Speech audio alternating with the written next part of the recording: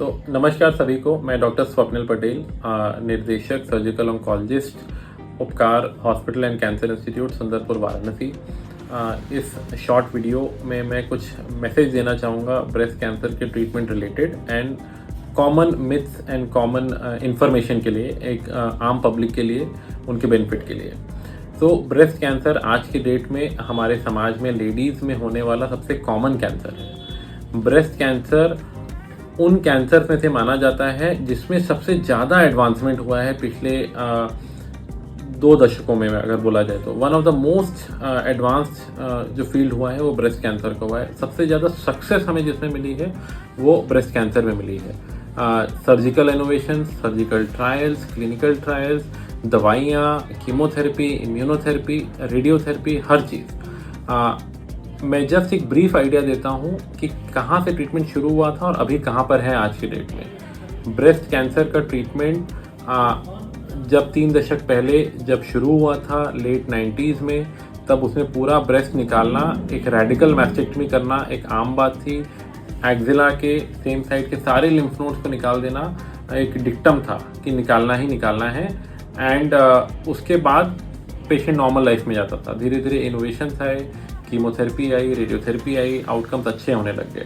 फिर लोगों ने देखा कि नहीं, रिजल्ट्स तो अच्छे हो रहे हैं लेकिन पेशेंट्स का नॉर्मल लाइफ में जा पाना मुश्किल हो जा रहा है। क्यों? क्योंकि आप किसी भी लेडी का अगर ब्रेस्ट निकाल देंगे तो वो एक नॉर्मल सामाजिक लाइफ में कैसे वापस जा पाएगी। तो हुआ कि हमें कैंसर का ट्रीटमेंट ऐसा देना है कि हम अच्छा ट्रीटमेंट भी दे सकें बट साथ ही साथ उसका ब्रेस्ट भी बचा सकें और उसको नॉर्मल लाइफ जाने में हेल्प कर सकें।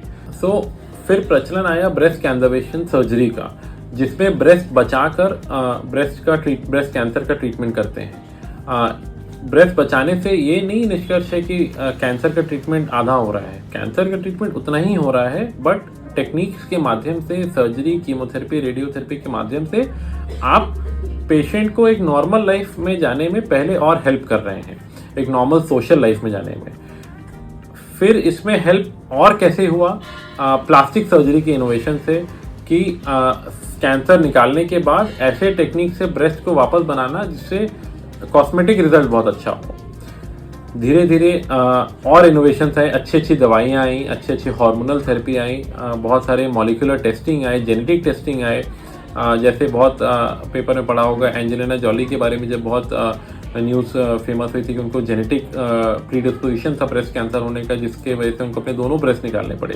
बट ऐसा सर्जरी हुआ कि वो बाकी अपने नॉर्मल करियर को आगे कर पा रही हैं, नॉर्मल लाइफ में जा पा रही हैं वापस। इन्हीं इनोवेशंस के बारे में मैं आप सबको बताना चाहता हूं कि इन 3 दशकों में बहुत ज़्यादा इम्प्रूवमेंट आया है ब्रेस्ट कैंसर के रिजल्ट्स का।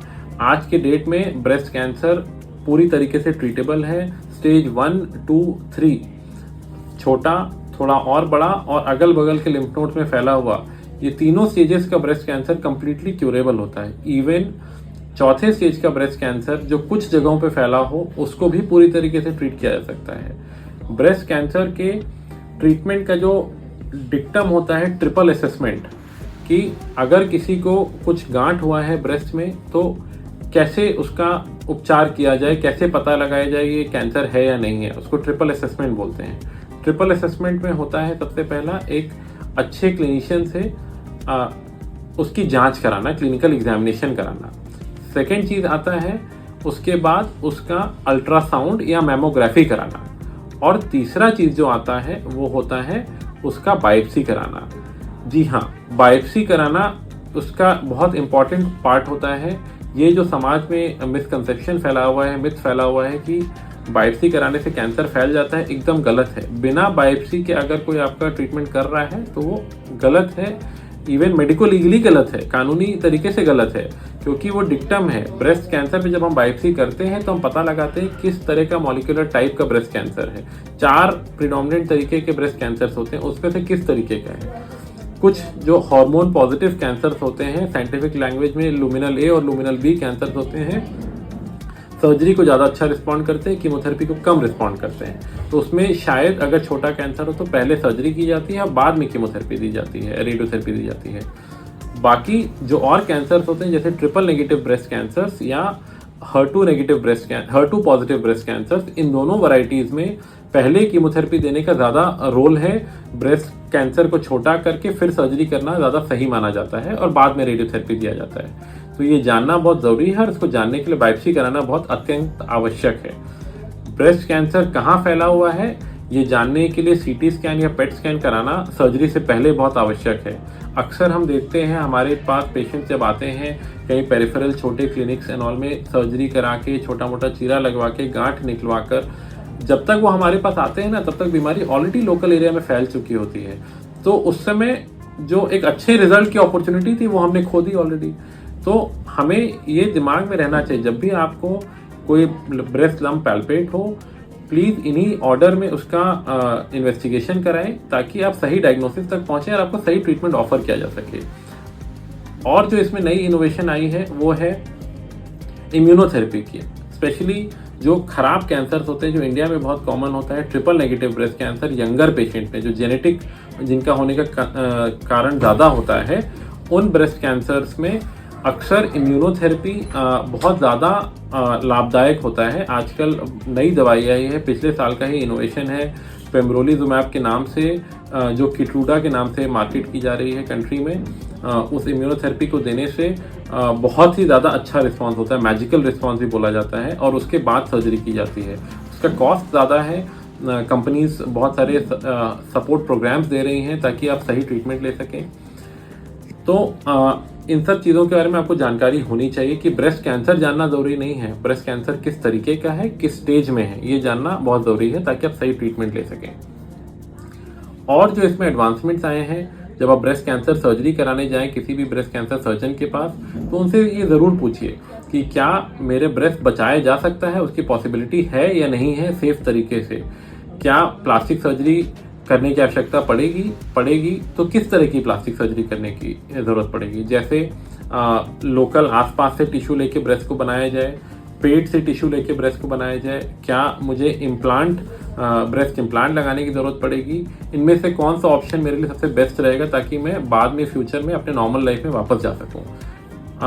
और जो इनोवेशन आया है आजकल, पूरा एक्सिलरी डिसेक्शन ना करके सेंटिनल लिम्फ नोड बायोप्सी, सिर्फ वो लिम्फ नोड निकालना जो एक्चुअली कैंसर से प्रभावित हैं, ये ज़्यादा एक्यूरेट माना जाता है।